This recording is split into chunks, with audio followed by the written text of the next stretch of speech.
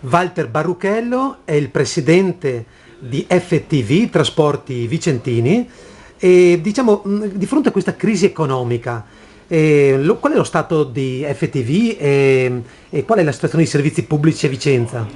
Beh, FTV si sta comportando abbastanza bene, siamo riusciti anche ad andare incontro alle esigenze dei nostri utenti con una politica sociale del trasporto, riducendo anche quello che è il costo degli abbonamenti annuali degli studenti.